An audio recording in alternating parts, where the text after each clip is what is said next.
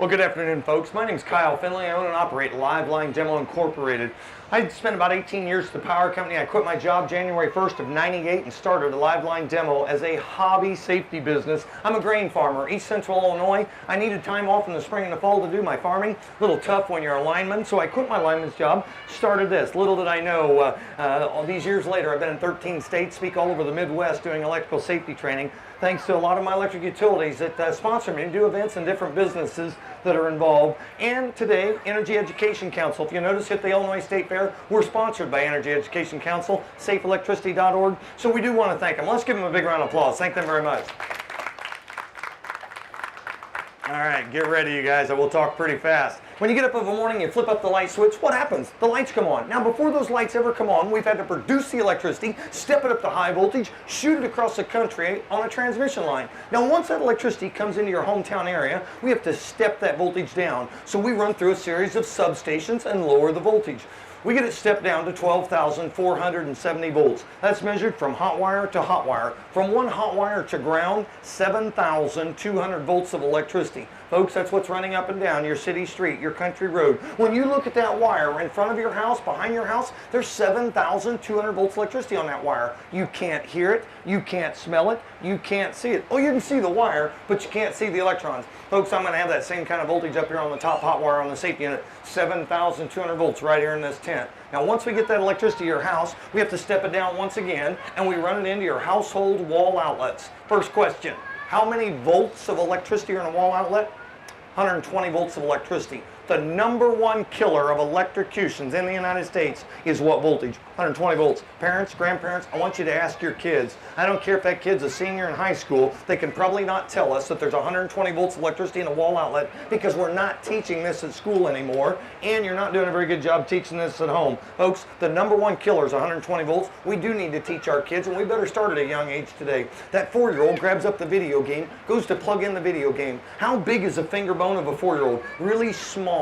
That child lays his little finger across those metal blades, pushes in, makes contact. In the right situation, can 120 volts cost that kid its life? Maybe hurt him? You betcha. Tell you what, that 4-year-old can play a video game a lot better than a lot of you adults can. They are smart enough to know at least the basics, if you teach them that about a wall outlet, how to plug things in properly, never touch the metal blades when they go to plug it in. Now, what about an infant? What about the 18-month-old, the 2-year-old? They're really not old enough yet to be able to teach them about this, so we need to protect them. How do you protect them? Well, you buy the safety caps and you cover up every single wall outlet throughout your home, and don't you forget about the one behind the couch, behind the bed. When that 2-year-old crawls off behind the couch, shoves a paper clip, the car key into the wrong hole, if that child's knees are on the metal floor register, that metal register is grounded. Kids, where does electricity always want to go? Home. You give electricity a path to home, path to ground, it's going to take it.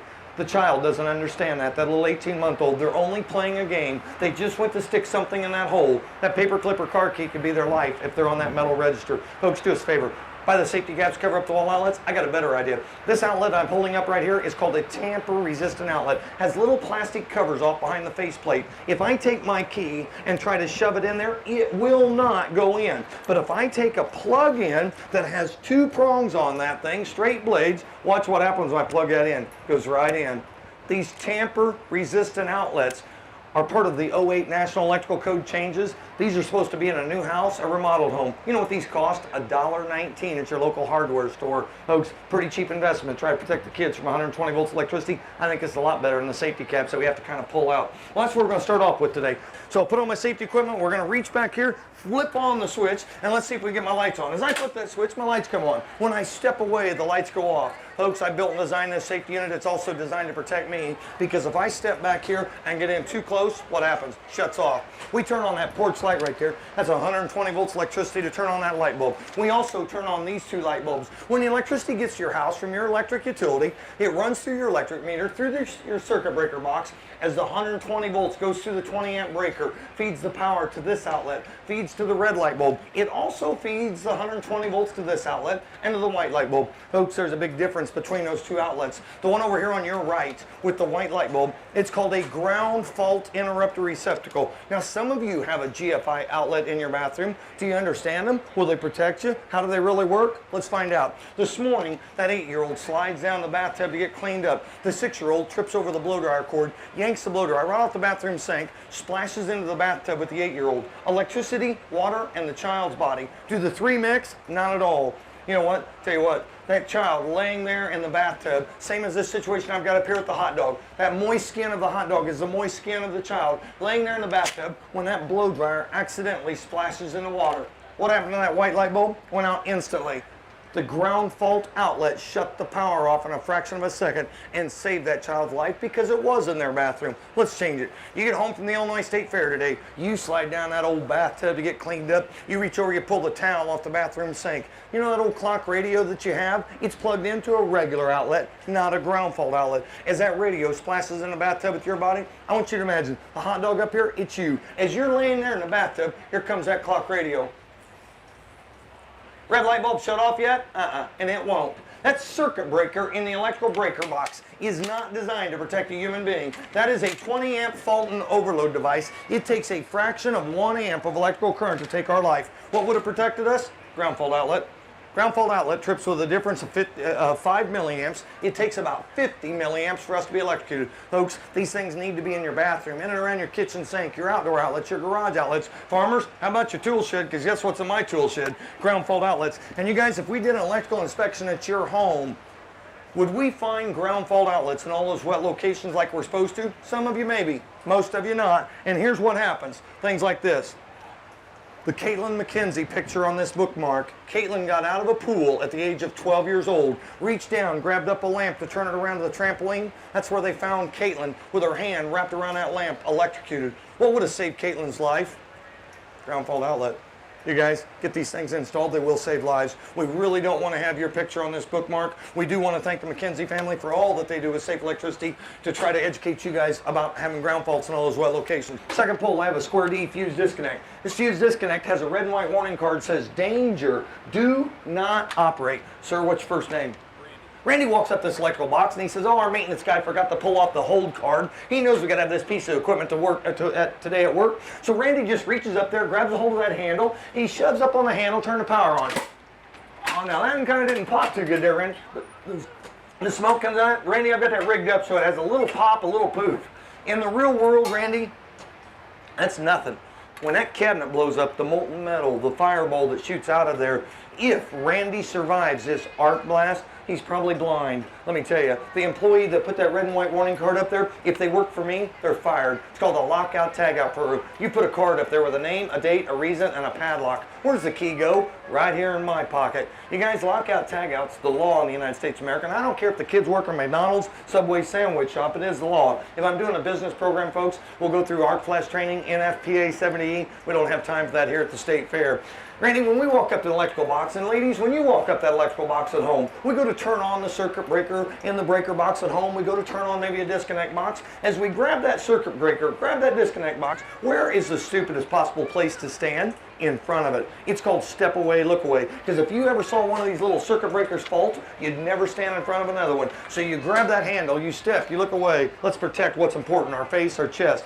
Now, if I did an electrical inspection at your home, is the cover on or off your electrical box? If the cover is off your electrical box, do you think the kids understand electricity? They can't hear it, they can't smell it, they can't see it. They stick their fingers in there, could they be electrocuted? You betcha. Let alone if one little spark shoots out of that electrical box, your home can catch on fire today just because the cover was not on your electrical box. Folks, do us a favor. Let's cover up the electrical boxes properly around home, work, and the family farms.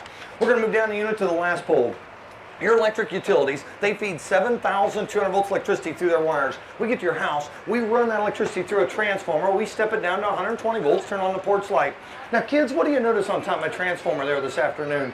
See my little pet squirrel? Oh, Rocky, he's pretty sharp. On a chilly morning, he plops his rear end down top of that transformer and says, ooh, baby, that feels good. You know, they're smart enough to know it's warm up there. So he finally gets warmed up, and he decides to run down the wires to go visit his buddies on down the line, all right? Oh, now, you guys, that's simulated, because if I blew a real line fuse in this tent, you talk about loud. They're really loud. Now, And so early in the morning at the power company, the call will come in that somebody heard a big bang in the backyard, don't have any lights. Early in the morning, we know that's probably going to be a squirrel call. If that call comes in about midnight tonight, that's either a raccoon or your pet kitty cat. Why? They'll do the same thing. They get on top of that metal case. That metal case is grounded. When their nose or tail touches that wire, their body's a path to ground. So it blows the line fuse, and a lot of times they're live too. Now, we do a lot of things to the utility to try to prevent that, but the squirrels and raccoons, kind of curious creatures, they seem to get around our safety equipment. So we've got to send the lineman out there to change out what we call an expulsion fuse. He'll lift up that fuse barrel. We're going to change out the fuse wire that's inside the barrel. Now, I'm not going to do that right now. I'm going to change out the whole fuse barrel, and let's see if we can get your lights back on.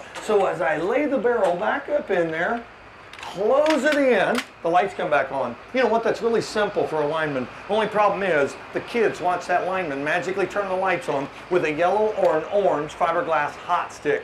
What color shovel, broom handle stands in the corner of your garage? Yellow, orange, is it the same as ours? No. Don't ever stick anything up around our electrical equipment whatsoever. Call your utility, they'll be glad to send out their professionals to get it properly restored with your power. Now this little squirrel caused another problem that you're all well aware of. When you get home today from the Illinois State Fair, you walk in the house and those digital clocks are going blinkety, blankety, blank, and you think, man, I hate that stupid power company. Why do we have to reset the digital clocks? Actually, it's quite simple. When this little squirrel gets up here and he blows that line fuse, before that fuse ever exploded, what you didn't hear was miles away, possibly, our breaker operate. It's called an oil circuit recloser. That circuit breaker shuts the power off and on real fast, then this fuse blows. Now that customer right there, they don't have any electricity. All you neighbors, you've got to reset the digital clocks because the breaker protected the system from spikes, faults, and overload by shutting it off momentarily, and then that fuse blows. Well, that's what we call a temporary fault. Let's change it. Instead of being my little pet squirrel today, let's say that my ground jumper is an oak tree.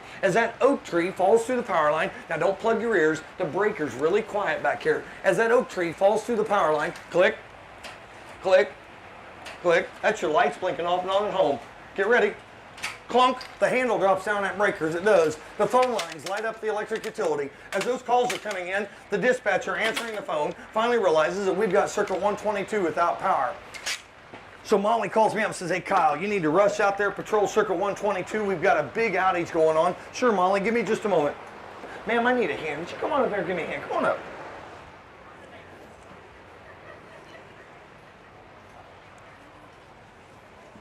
Have a seat right there. What's your first name?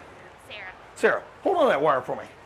Now, she grabbed that wire right up, didn't she? Now, you guys, I'll tell you what, as an audience, I need you guys to pay really pretty close attention. Sarah, I want you to pay ridiculous attention to detail. Everything I tell you to do exactly as I say. Let me see the wire. You guys, I've taken the rubber coating on that wire, I've stripped it. I've got the bare copper wires twisted together. Sarah, what I want you to do, I want you to take those bare copper wires, I want you to put those between your right thumb and your finger and squeeze onto that. You ought to see her eyes looking at me like, you can't be serious. Hold on to that wire. All right, take your left hand, hold on right here. Now lean back just a little bit. Raise your feet up off the ground a little bit. There you go. You guys, I have this young lady on a vinyl plastic chair. She is not a path to ground. Everybody agree with that? Sarah is not a path to ground. Sarah, when you feel the shock of electricity on that wire, she goes, oh, you're right. Yeah, when you feel the shock of electricity on that wire, I want you to tell me instantly. Hold it. You guys, how fast does electricity travel? Electricity travels at the speed of light, 186,000 miles per second. So what I want you guys to do, I want you to keep an eye on Sarah's hair color and her facial expression. Now, Sarah, remember I said details. What's going to happen here when the electricity gets into that copper wire? Muscles are going to contract. Your hand's going to quiver and shake. Do not drop that wire on your lap. And no matter what happens here, you cannot create a path to ground. Do not let your feet touch the ground. Now, you guys, what I want you to do, I want you to watch Sarah. And when you see her right hand start to quiver and to shake, glance at her facial expression. Don't drop the wire on your lap and don't drop your feet onto the ground. You guys, keep an eye on Sarah's facial expression. You ready? Yeah, 3, 2, 1, here we go. You know, Sarah, I'm jacking with you all the way. You look ridiculous. Put your feet down. Put your feet down. You guys, you're fine. Sit there and relax. All right, just sit there and relax. All right, there you go. Stay with me on this. You guys, a lineman gets out there. We get to the breaker. Sure enough, the handle's down. We know there's no power past that breaker. we know that we're going to have to patrol that line. We're driving down the road looking up at the wires. We finally find the problem. We find the tree that fell into that power line. So we go up, we cut the branches off that tree, push it back in the clear, straighten the wires back out. We call back to the office and I'll say, hey Molly, I found the problem. There's a tree in the power line. I got that taken care of. I've got another 3 miles of wire to look at. I'll call you back in 20 minutes. Molly hollers at me on the radio and says, Kyle, we have an emergency. Hospital called in. They cannot get their backup generator started. They're going to lose somebody on the operating table if they don't get power right away. What do you think? Well, I'm sure the tree was the problem. Had the wires twisted together. I've got that taken care of. Why don't you close the breaker for me back at the office? Folks, for years, us linemen had to physically go back to that circuit breaker and close it in. Today, we can buy the breakers that are automated. That means the dispatcher could say, Kyle, that line's coming hot. Hits a computer button. How fast electricity travel? 186,000 miles per second, speed of light. What I didn't know, this young lady around the corner from where I was at had went off the road, down through the ditch, hit the utility pole, broke it off. The wires are across Sarah's car, out across the grass. Sarah, that wire you're holding on to, you feel anything? No, Nope. not yet. Yeah, not yet. Hear anything? Smell anything? Nothing at all. She sees the wire across the hood, across the grass. The wire is not arcing, sparking, or smoking. Sarah says, well, the wire's on the ground. It's got to be dead. She opens up her car door and steps out of her car. Boom! 7,200 volts electricity through this young lady's body at the speed of light. Why? She created a path to ground. Was Sarah okay inside the vehicle?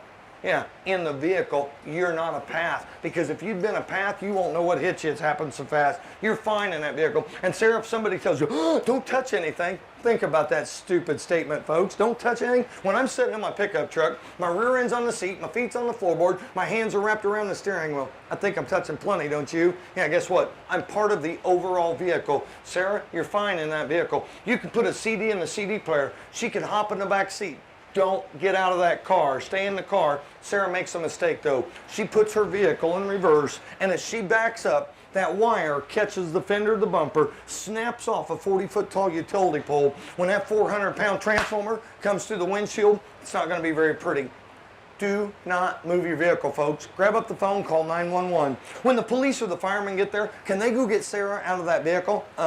You can't hear, smell, or see electricity. They don't know if that wire is hot or not. They have to block off the road, keep everybody back away from our vehicle till we get the power company there to de-energize and ground that wire. Safest place for Sarah to be is in the car. Stay in the car, stay in the car, stay in the car. Let's change it. Let's take Sarah's car and let's flip that car over. That car lands upside down the ditch on the metal roof, and when that metal 7,200 volt power line falls across the bottom metal frame of Sarah's car, is Sarah okay inside her car now?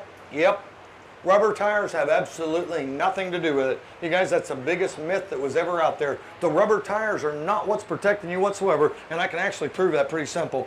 When you see the bird up here on the wire, the bird on my wire is on a copper wire. In the real world out there today, you guys, as that bird's flying along, that bird lands on our 7,200 volt power line, which is a bare copper or a bare aluminum wire. Very few of our wires have a coating on it at high voltage, and if it does, we call it weatherproofing, not insulation. That bird wraps his little bare feet around 7,200 volts. That bird is at one wire, one voltage, and not a path to ground. Is that bird energized? Oh yeah, that bird's energized, but the bird doesn't know it's energized because there's no flow of electricity through the bird. Bird's at one voltage. Sarah, you're what we call a bird on a wire effect. She's energized in that car. She doesn't know she's energized. She sticks her arm out the broken window to crawl out. Bam! 7,200 volts through her body at speed of light. Once again, was Sarah okay inside the vehicle? Yeah, stay in the vehicle, please. Grab up that phone, call 911. Let's turn Sarah's vehicle back over. You guys thought the rubber tires was protecting you? Let's think about it this way. Sarah is sitting in a vehicle with 4 rubber tires on the ground. She's in a metal car. When that metal 7,200 volt power line falls out of the sky, that metal wire falls on your metal vehicle. Sarah, as soon as I tap your shoulder, you feel that instantly, don't you? Guess what, folks? When that 7,200 volt power line touches the semi, the combine, the pickup truck, your car, when that metal wire touches that metal vehicle, electricity travels at 186,000 miles per second. How quick was that vehicle energized? Before you can blink. Did the fuse blow? Did the breaker trip? There's no way for you to know. So guess what? Stay in there, grab up the phone, call 911. You don't know if that wire's hot or not. Well, Sarah's got the fire department there. They got the road blocked off, and I don't care how bad this young lady's hurt, we can't go to assist her till we get there to shut the electricity off and ground that wire. So the safest place for Sarah to be is inside the vehicle. And all of a sudden, we have a problem. Sarah begins to smell something. the tires arc, flash, and catch on fire. Now, Sarah, if you sit in a burning vehicle, you're going to burn up and die. You cannot stay in a burning vehicle, folks, because they burn up really quick. She's going to have to exit the vehicle. If Sarah opens up the door and steps out of the car, she's going to get electrocuted, because what do you think caught the tires on fire? Electricity. She can't step out of that car. Sarah, you're going to have to be like the bird. You're going to have to fly away. Now, hold it. When the bird flies off the wire, you guys, does the electricity follow the bird? No, the bird just safely flies away. Sarah, I don't think you can fly, so the next best thing, get ready. She gets the door opened up, kicked open, she gets ready, she jumps out of her car, and she says, whew, I made it. And she takes a step to walk away. Boom, and electricity kills her. What? You guys, when 7,200 volts electricity goes into the ground, does that electricity disappear or dissipate?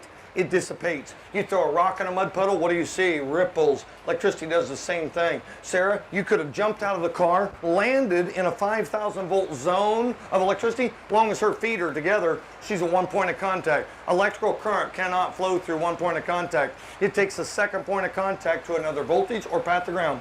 Sarah's at 5,000 volts. She picks her foot up. She's okay. She sets her foot down a different voltage zone. That difference in voltage is current flow, and current flow is what kills us. So, folks, if you ever had to get out of a burning vehicle, and that's the only time to do it is if it's burning, you have to jump out, land with your feet together. Sarah, you got to do something that looks a little stupid. It's called the bunny hop. She goes hopping down the road. She gets here to the fairgrounds, and it's like, yeah, how far do you hop? Folks, we really don't know how far to tell you to hop. Why?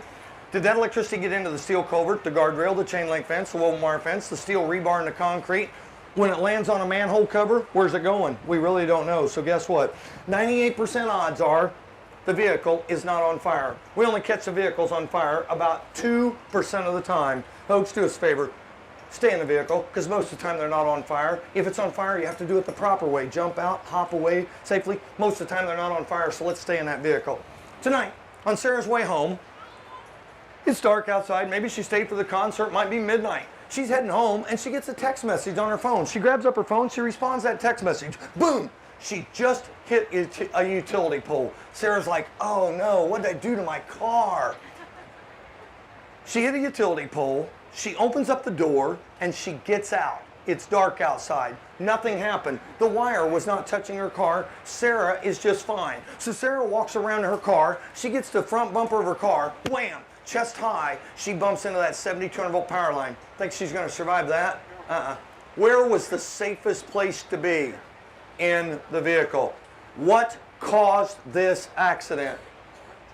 Texting.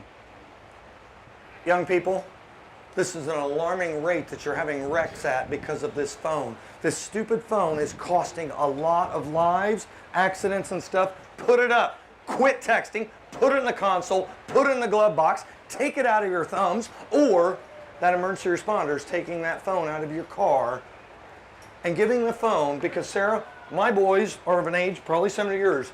Us parents that buy our kids these phones, we think that it's a great thing. It is. But the problem is, if this was my daughter and I lost her life tonight because of that phone, tonight I take that phone, I stomp on that phone, I grind it into the concrete as I'm bawling my head off because I've lost a child because of a cell phone. Quit texting and driving. Let's pay attention out there as we're driving, because we're having way too many of these crashes. You hit that utility pole, where's the safest place to be? In the car. Sarah, I'm ready to re-energize 7,200 volts electricity. You better give me that wire back. Give her a big round of applause for being a good sport. Thank you very much. You guys, tonight, let's say a little storm passes through the area. You get home and that phone wire, the cable television wire is laying right across your yard. You reach down, you pick up that wire. Where's the other end of this wire right now? Over that 7,200 volt power line. Folks, do us a favor. After a storm or an accident, stay at home. Stay at school, stay at work. Any one of those wires could be energized at 7,200 volts, even a phone wire, a cable television wire. So let's make sure we stay away from all wires that are down after a storm or an accident. Let our emergency responders get out there, and let our utilities get out there and make those situations safe. We're going to change this voltage now. The first thing I'm going to do is make a couple little alligator clip changes so we can change the voltage. We're going to take 120 volts of electricity, and we're going to step it up to 7,200 volts electricity. Any one of you that owns a generator, if you hook up that generator without a UL listed and approved transfer device, and you accidentally backfeed 120 volts to power company transformer, to step it up to 7,200 volts electricity. You kill off your neighbor trimming a tree. You kill off an emergency responder. You kill off a lineman with generator backfeed. When there's a fatality, there's a big investigation. And we're going to find you. So do us a really big favor, folks. If you can afford the generator, you can afford the proper transfer switch. UL list and approved, so we're all protected. Pulling the meter, shutting breakers off, pulling wires out is not a UL list and approved transfer switch, and you can really get somebody hurt or killed. We're going to get the switches closed back in, see if we can get the lights back on. You guys, I want you to imagine, you pull up on Laura's car accident and you're like, man, that young lady's hurt really bad. I know there's no electricity. The lights are off. You think you're going to help her. So you go to open up her car door. About the time you open up her car door, this circuit breaker goes click. Now listen, it's real quiet. Click. That light comes on. That's your light going out. You just got electrocuted by 7,200 volts. Folks, do us a favor. When that wire's down, whether it's a car accident or storm, stay away from it. We do not know what's hot and what's not till we get out there and de-energize and ground it as linemen. And us linemen don't trust these circuit breakers. We live by this yellow bumper sticker that says, if it's not grounded, it's not dead. Otherwise, we don't live too long. That porch light's 120 volts electricity. How many volts electricity are up here? You can't hear it, smell it, see it. When I touch that wire, nothing happens. But look what's protecting me. All my safety equipment, my training. What protects the bird down here? Well, the bird's on one wire, one voltage, and not a path to ground. But my little bird decides to eat the ladybug on the back side of the insulator. So he reaches over, he pecks that ladybug. Woo! Wow. Hey, Sarah, you want to hold on to that wire for me now? I don't think so. You guys, tell you what, that's nothing.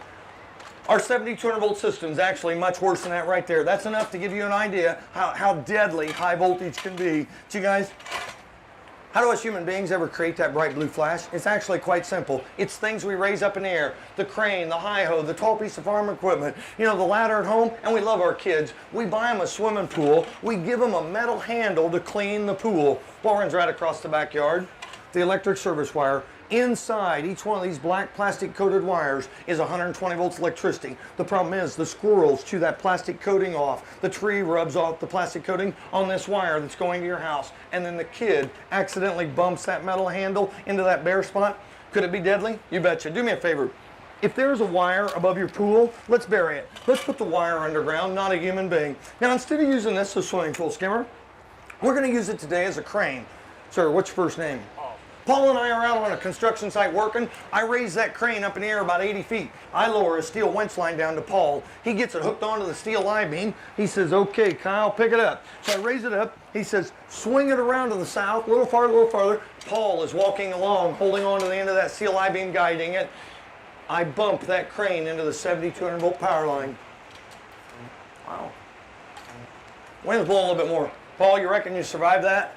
7,200 volts electricity through this guy's body at the speed of light. You guys, what I have right here in my hand is where a wire fell to the ground, melted the sand in the ground into glass. It takes 5,000 degrees of heat to melt sand into glass.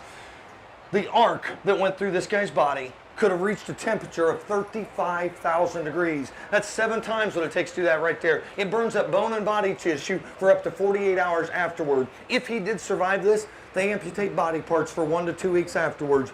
You know what? He didn't survive this. There was a job site fatality. Would OSHA investigate a job site fatality? Yeah. OSHA says very clearly, no raised up, elevated piece of equipment shall come within 10 feet of that 7,200 volt power line. That's 10 feet beside it, below it, above it. And for you operators, the OSHA 2011 changes made it 20 feet for crane operators. We've got to make sure we keep those big pieces of equipment farther away. But you guys, for most of us contractor stuff, 10-foot minimum distance, that 7,200 volt power line. How about us farmers? Are we closer than that? Oh yeah.